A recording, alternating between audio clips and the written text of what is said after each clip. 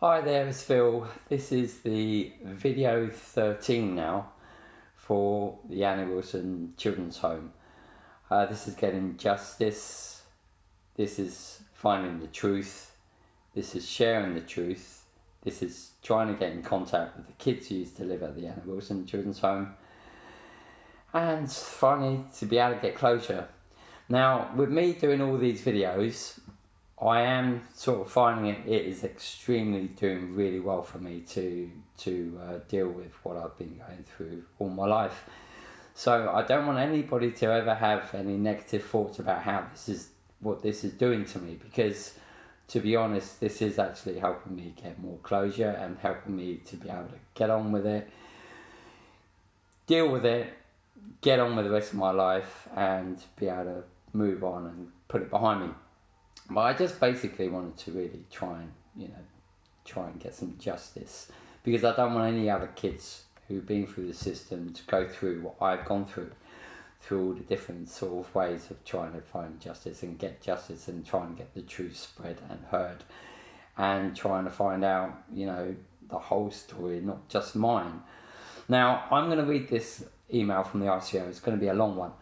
So I just wanted to say from the previous YouTube video that I also did want to say a big thank you to the ICO who have been dealing with me throughout this whole case, and also my local MP, and I'm not sure if either of them or both of them I actually included in the previous video, but I'm saying thanks again for those people as well. Anyway, I can't say their names due to reasons. Now, this is the email which is basically signed decision notice. Now, this is going to be a long video, okay? It's going to be a bit boring, but this is how the bureaucracy behind all of this, how it really is. It's just, it's quite ridiculous, really. But, they're trying to do their job. But at the same time, it's just so long-winded, and it's just so sort of like spread out and takes so long to deal with different processes. Anyway, Freedom of Information Act 2000, FOIA decision notice, 18th December 2019. Now, decision including any steps. Now, I'm reading this from a friend's mobile, because otherwise I wouldn't be able to read the mobile, because I can't use my phone because I'm recording it. So here it goes. Number 1, the complainant requested information relating to child abuse allegations at a specific children's home between 1976 to 81. Kent Police responded and initially said that it did not hold any information beyond that released in response to an earlier related request.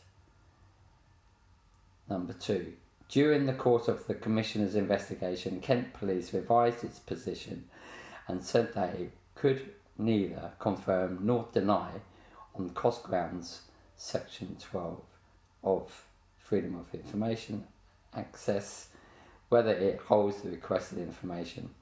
Now, it will always say this, it will always say confirm or deny, because that's their way of basically saying they can't agree with it, they can't disagree with it, so this is what they say. The Commissioner's decision is that Kent Police was entitled to rely on Section 12, brackets 2, to neither confirm nor deny whether it held the requested information.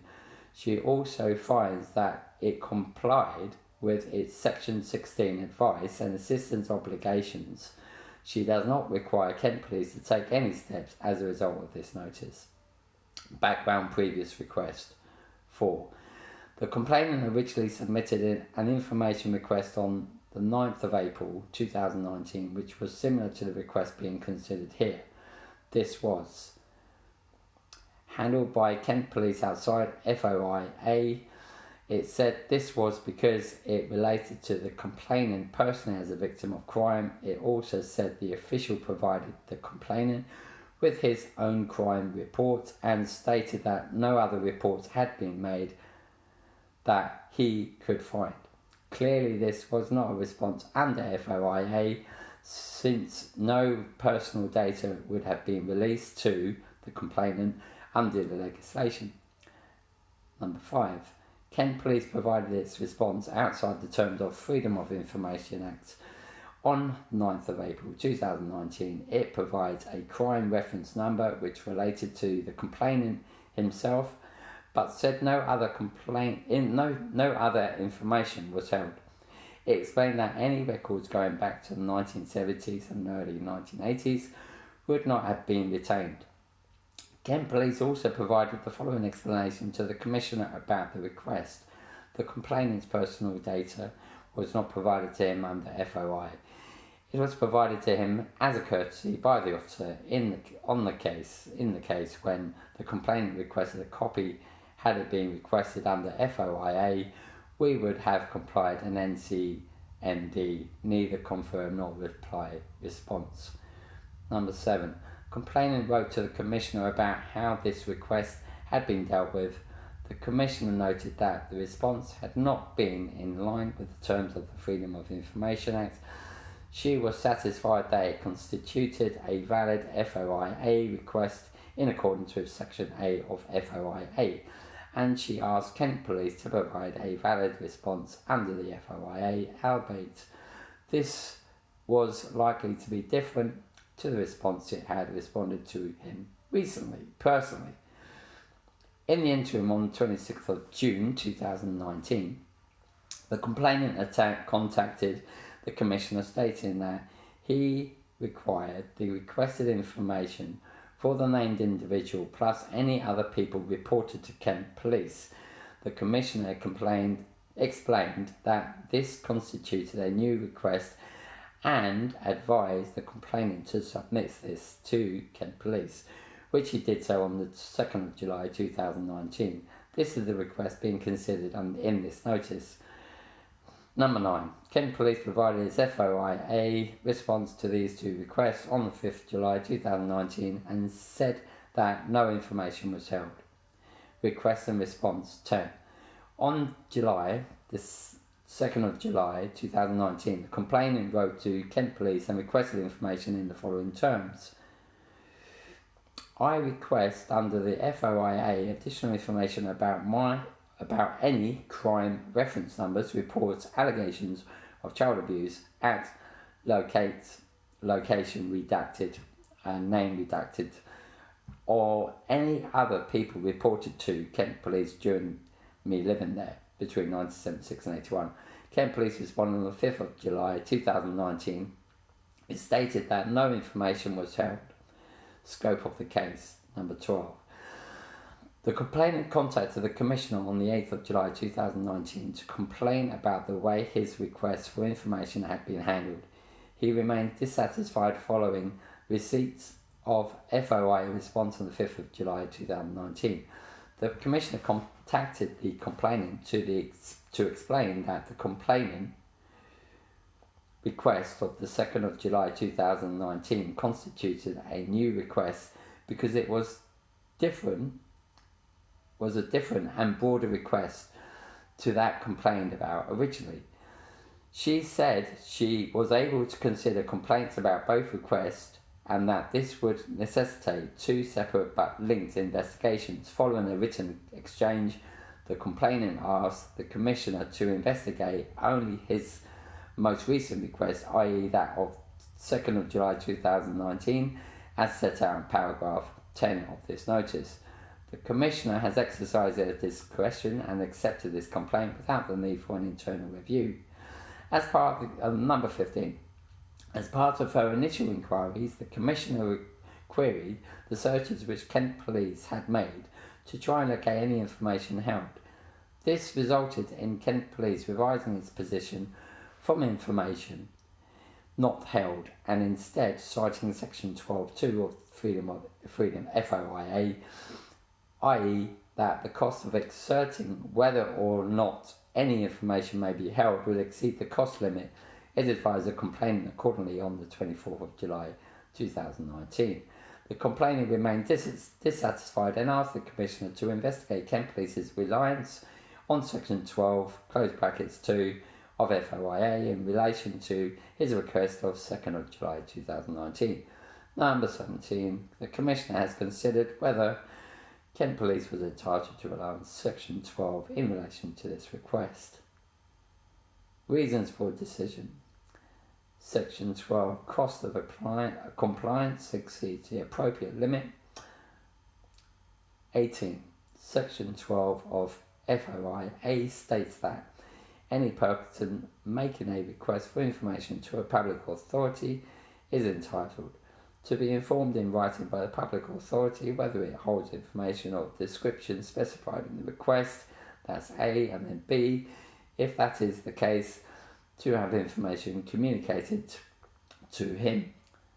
19. Section 12, close brackets 1, of FOIA states that Section 1, brackets, close brackets 1, does not oblige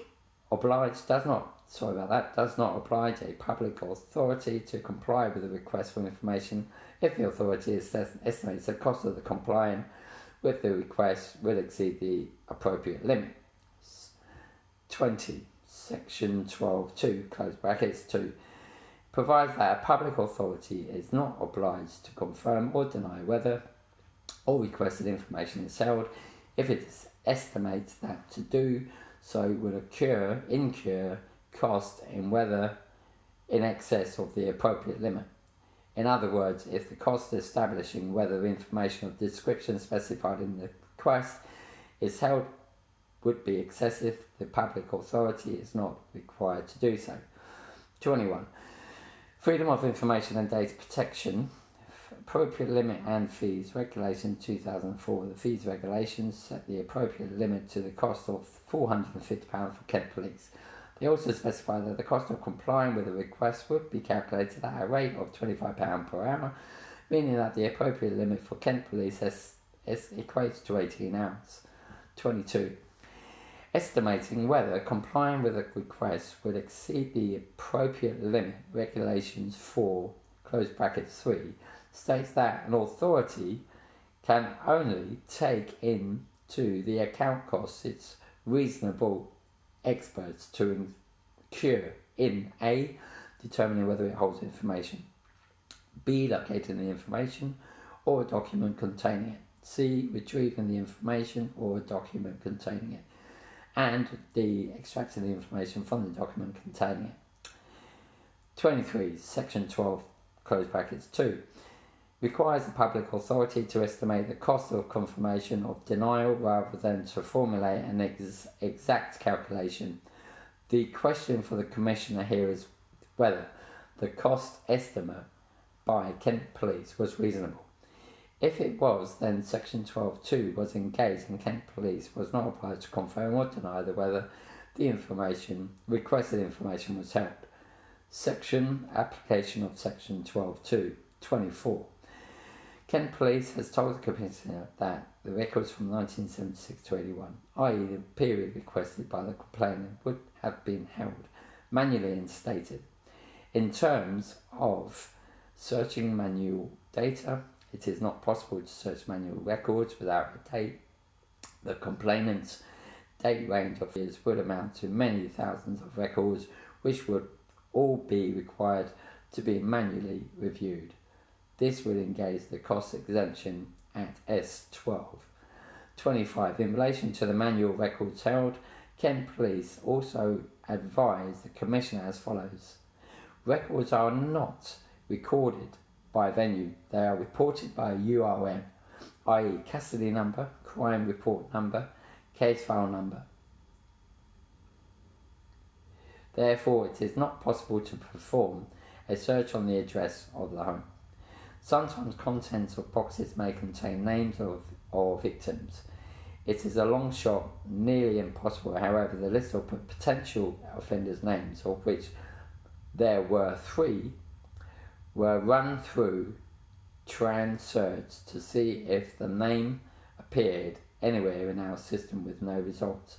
Trans-Search is a database where we are in the process of sorting through all boxes, holding manual files and adding the contents to Trans-Search to enable better control of our manual files. This does not account to the possibility that there were other individuals who worked in the home between the years 1976 1976 and 1981, who might have been mentioned by other victims, if they exist.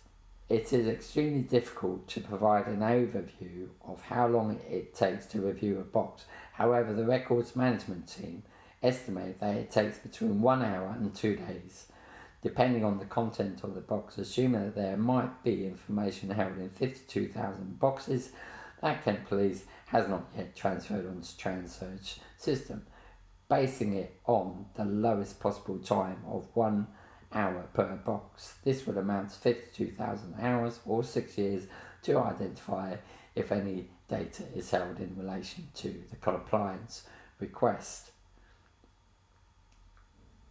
26. Kent Police told the Commissioner the following: I confirm that no historic data reported before digital recording was put on the system. Digital recording started on the 1st of the 10th, 1996. 27. Commissioner understands that digital records were initially held by Kent Police on a system known as Genesis, later replaced by Athena. Kent Police has confirmed that the back records held on Genesis were transferred to Athena and that no historical manual records were uploaded onto either system. However, Kent Police has explained that if a victim made the allegation after Kent Police introduced digital recording, the data would have been on the digital system.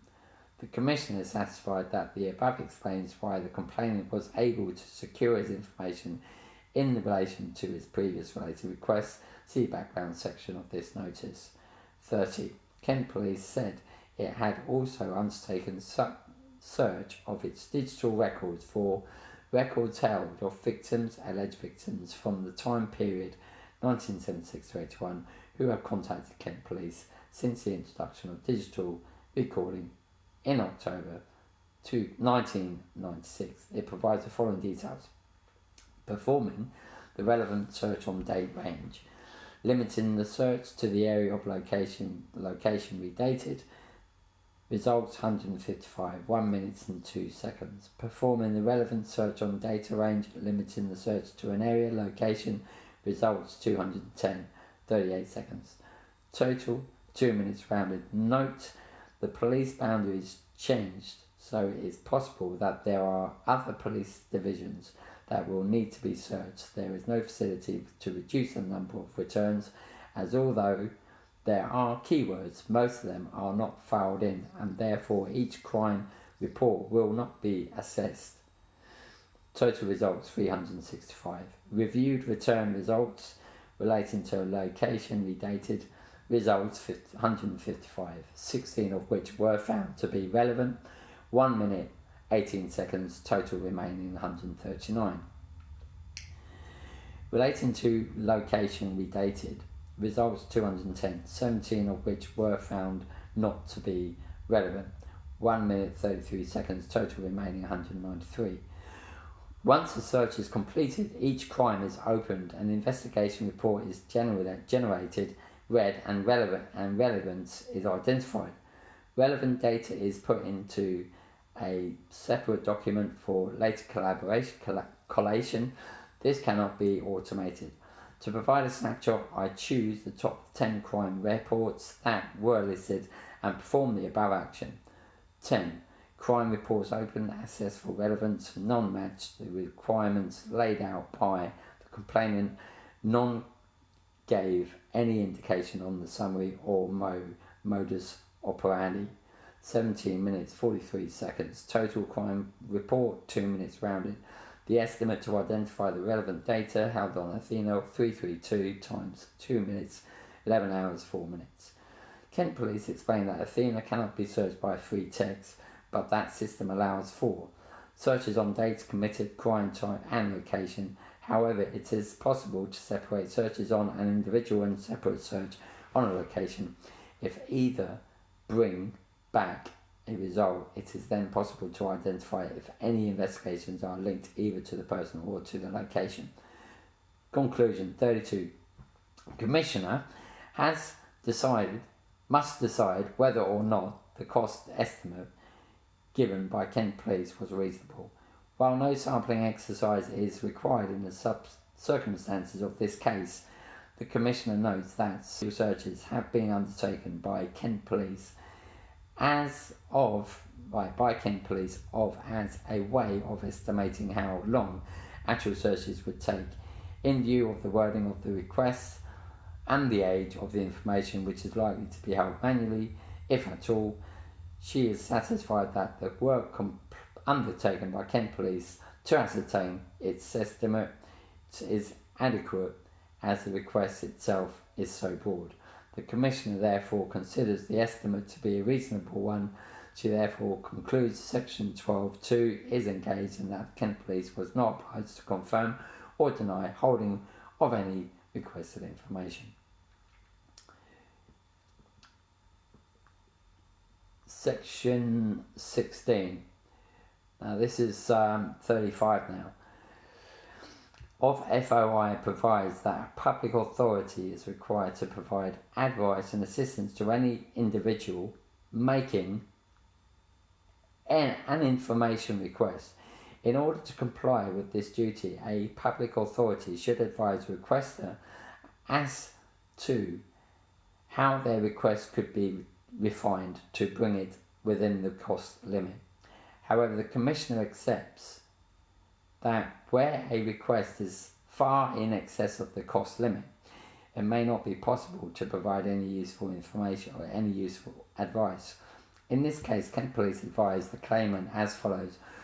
Ordinarily, under Section 16 of the Act, we would be required to offer advice and assistance in order to try and bring a request within cost. However, in this case, we can see no reasonable way to do so. Having considered Kent Police's submissions as to how information potentially in scope of the request is held, the Commissioner is satisfied in this case that Kent Police met its Section 16 obligations.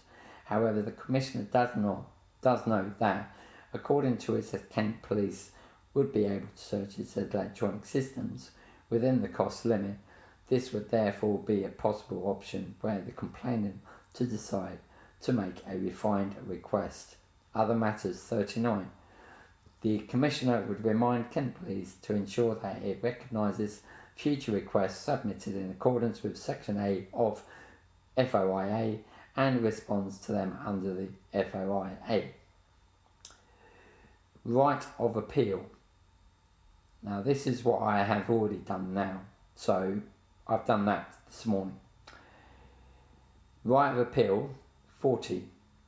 Either party has the right to appeal against this decision notice to the first tier tribunal information about the appeals process to be obtained by first tier tribunal information rights. If you wish to appeal against a decision notice, you can obtain information on how to appeal along with the relevant forms from the Information Tribunal website. Any notice of appeal should be served on the tribunal within 28 calendar days of the day on which the decision notice is sent.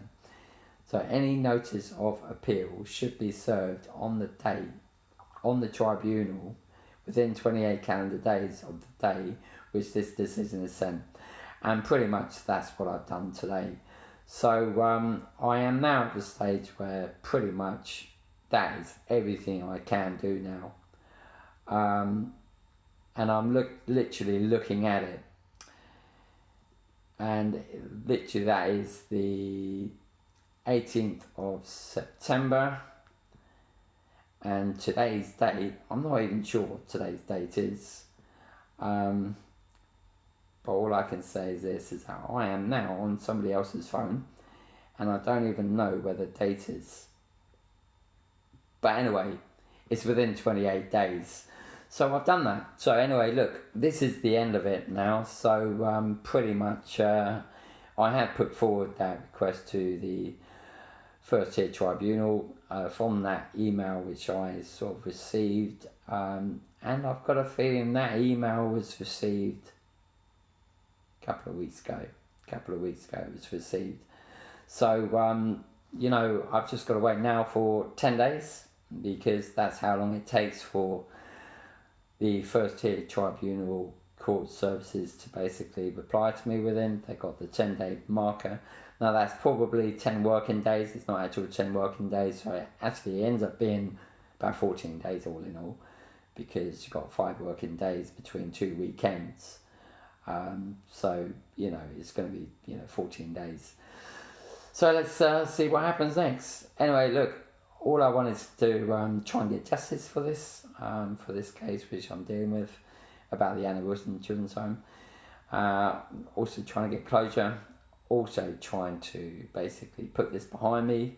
And also I don't want any other kid who's been abused within the care system to ever have to go through what I've gone through, because with all my YouTube videos which are going up there, it will tell you how long and dragged the system is for getting justice if you haven't got a crime reference number, and if you haven't got a court date, or if you haven't got a court room number, then you're basically screwed.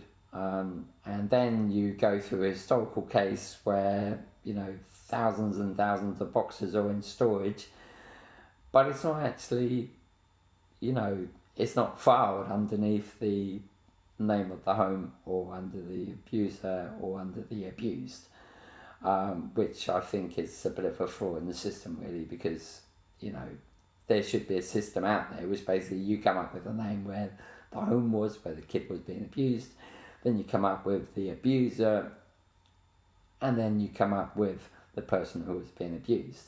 And if you put those names in, that would be a lot easier system to be able to get up information.